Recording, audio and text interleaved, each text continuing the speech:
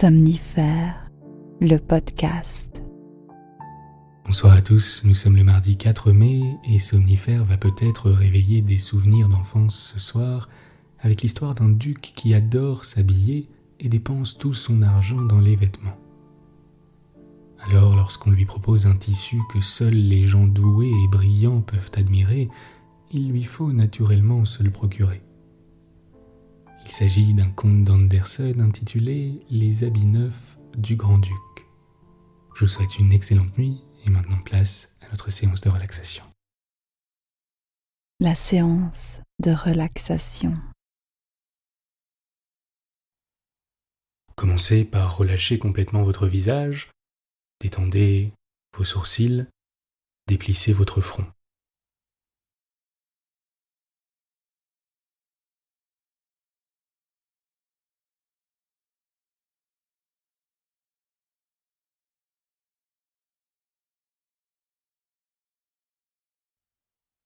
Prenez quelques instants pour détendre tous les muscles de votre visage.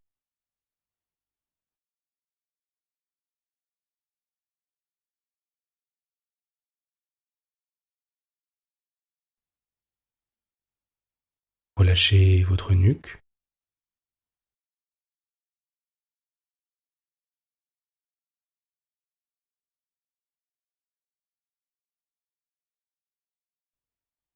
votre dos,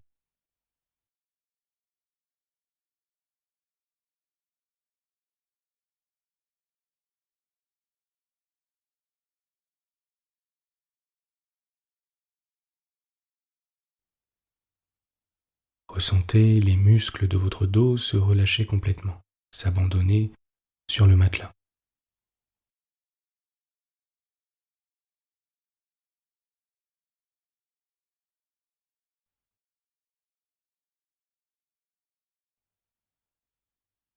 Vos bras et vos mains sont confortablement posés sur le matelas, calmes et détendus.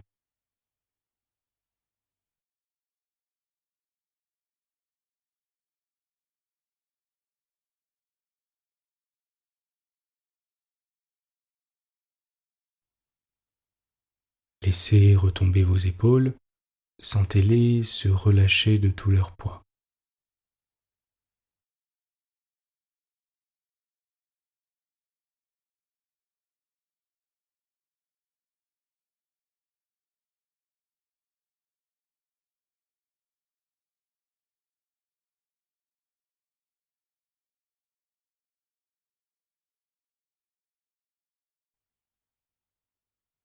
Prenez une grande inspiration par le nez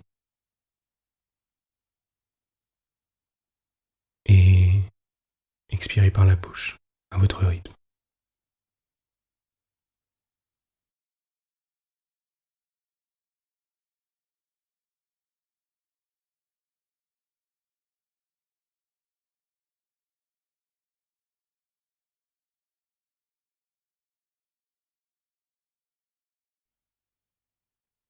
Détendez vos hanches,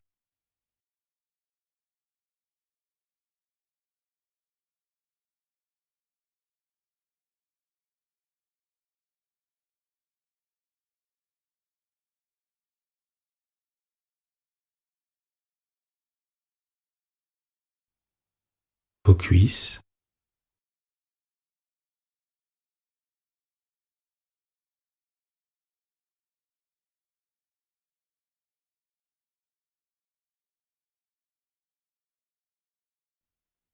vos jambes,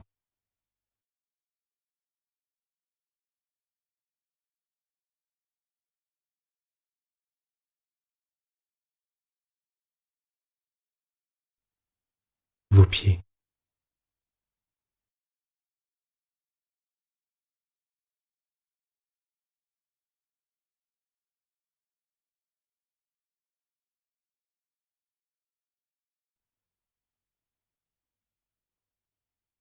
Concentrez-vous sur l'air qui entre et sort de vos poumons.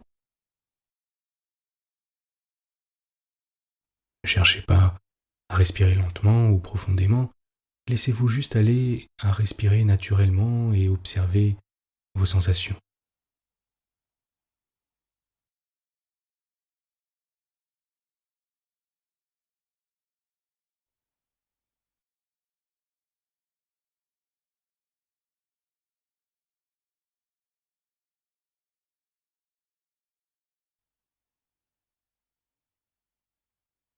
Imaginez que toute la tension accumulée au cours de la journée s'évacue par vos extrémités, par vos doigts et vos orteils alors que vous expirez.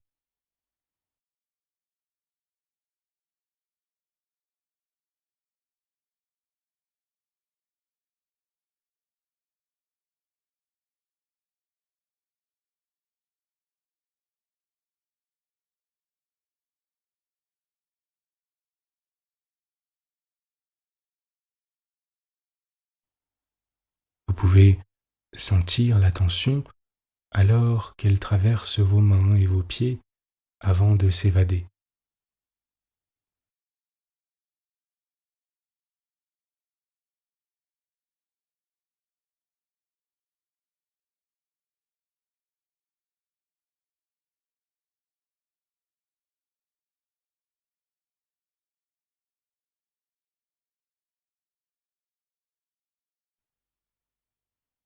Vous vous sentez de plus en plus calme et reposé.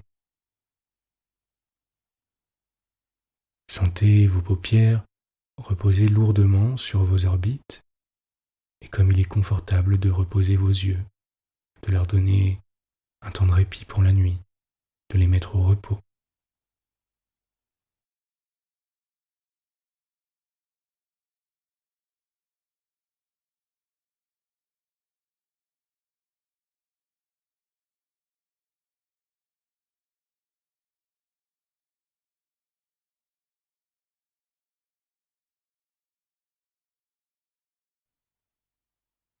Détendez votre mâchoire,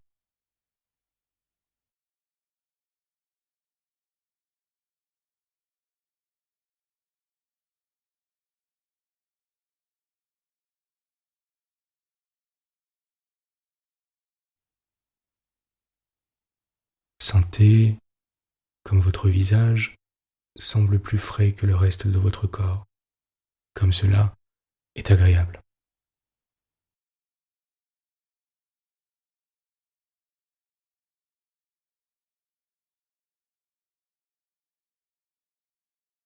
Alors que vous inspirez, vous sentez le calme et la sérénité s'installer, et à chaque expire, vous sentez les tensions quitter votre corps et s'évacuer.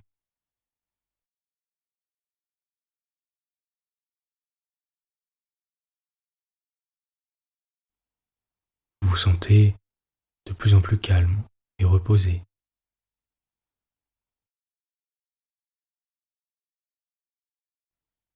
Laissez votre esprit s'égarer,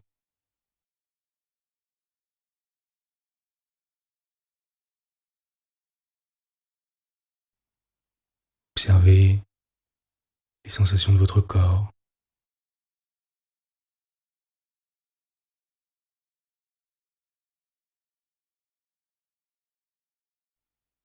observez votre respiration.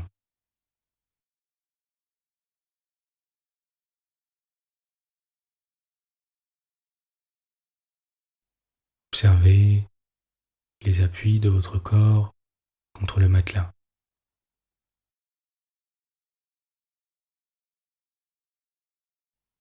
Observez comme il est agréable d'être simplement dans l'instant présent, de ne rien attendre.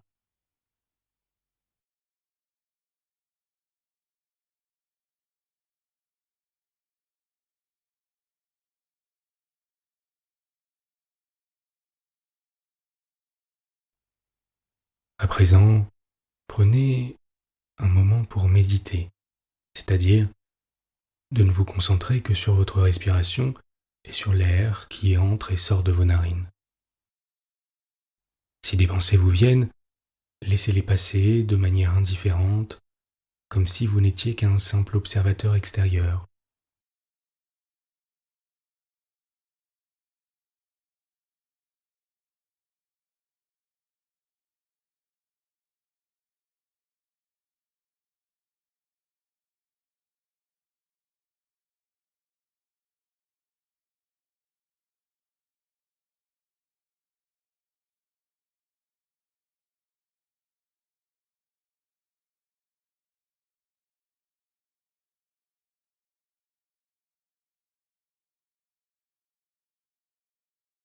et recentrez votre attention sur votre respiration, sur la température de l'air, sur les sensations que l'air vous procure en se frottant aux parois internes de vos narines, alors qu'un bien-être vous envahit.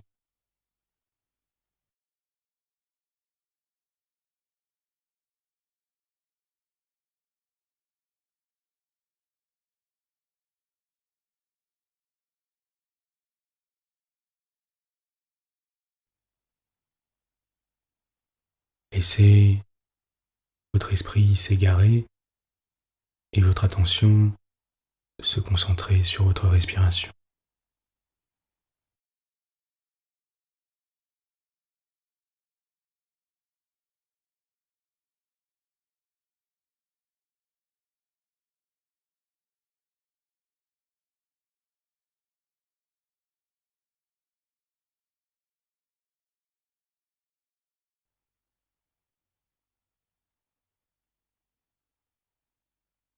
Vous êtes calme et détendu.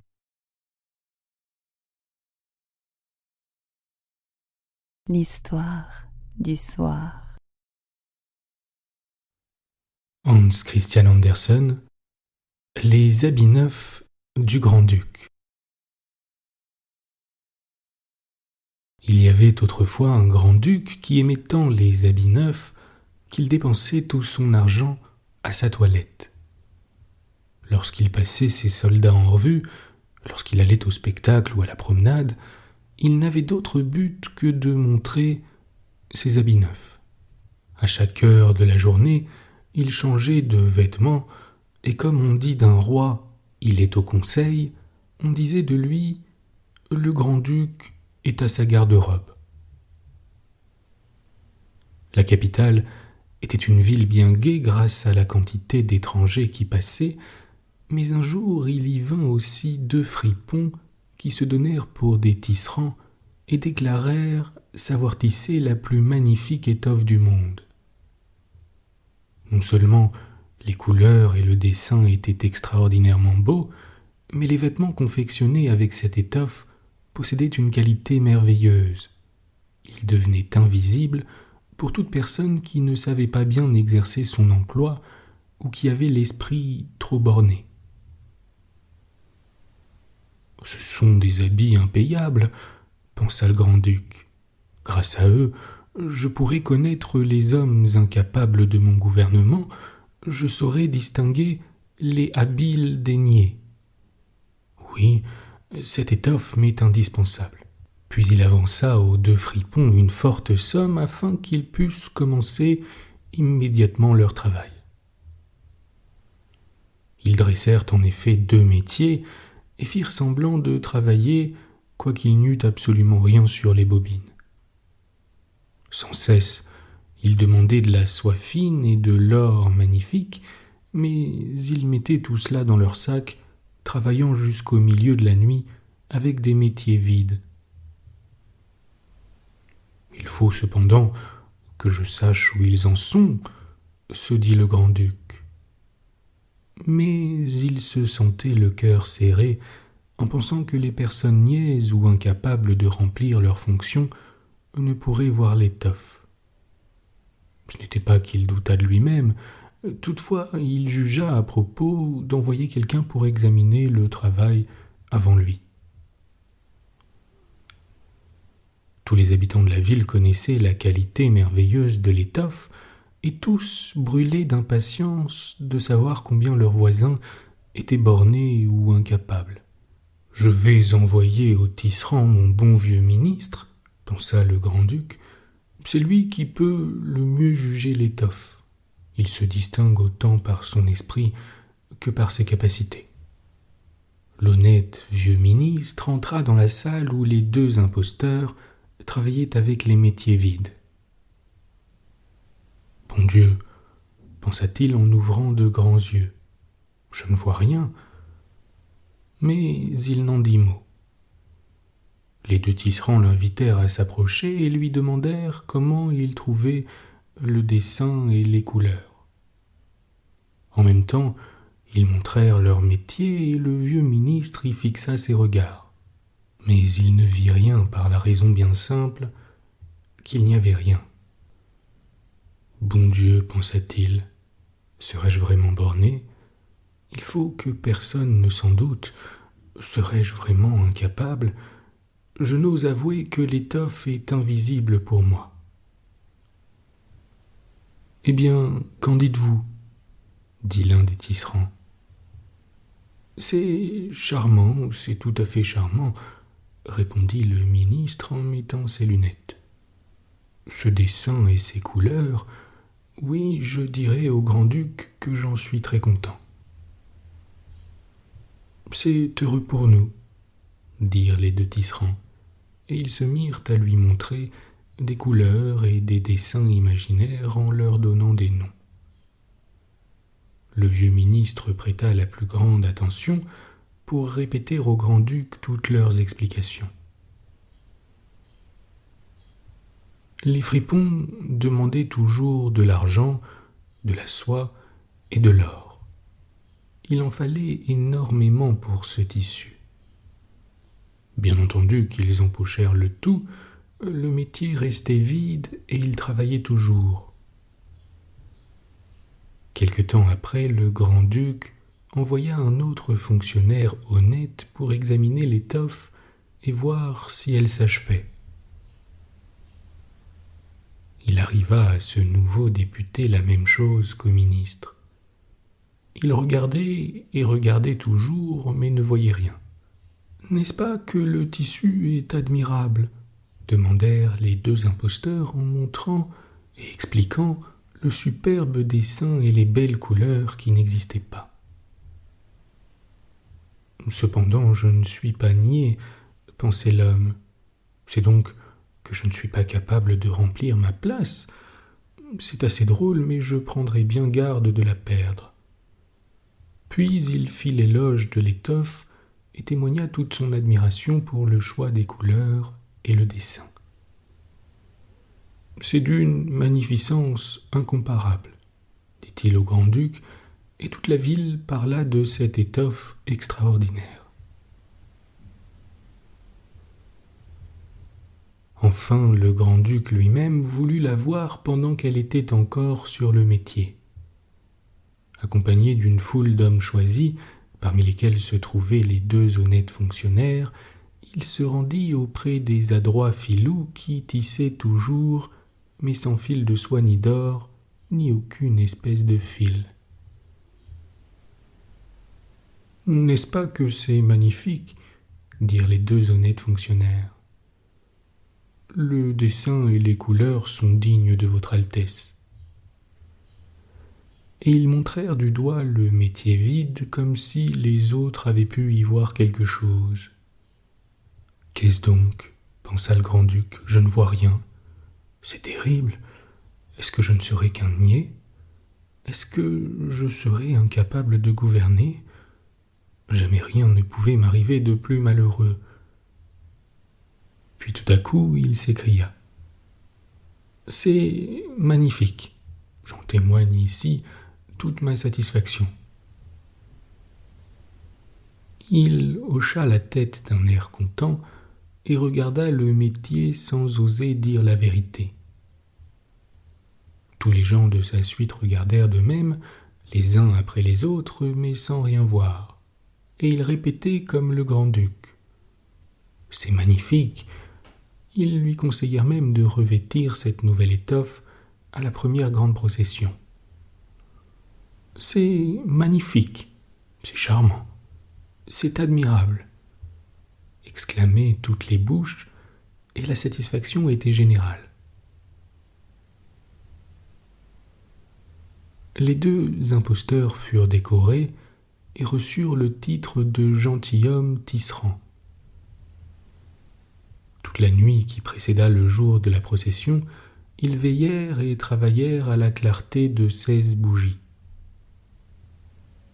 La peine qu'ils se donnaient était visible à tout le monde. Enfin, ils firent semblant d'ôter l'étoffe du métier, coupèrent dans l'air avec de grands ciseaux, cousirent avec une aiguille sans fil, après quoi ils déclarèrent que le vêtement était achevé. Le grand-duc, suivi de ses aides de camp, alla l'examiner et les filous, levant un bras en l'air comme s'il tenait quelque chose, dirent : « Voici le pantalon, voici l'habit, voici le manteau. C'est léger comme de la toile d'araignée. Il n'y a pas de danger que cela vous pèse sur le corps, et voilà surtout en quoi consiste la vertu de cette étoffe. » Certainement, répondirent les aides de camp, mais ils n'y voyaient rien, puisqu'il n'y avait rien. Si votre Altesse daigne se déshabiller, dirent les fripons, nous lui essayerons les habits devant la grande glace. Le grand-duc se déshabilla, et les fripons firent semblant de lui présenter une pièce après l'autre. Ils lui prirent le corps comme pour lui attacher quelque chose.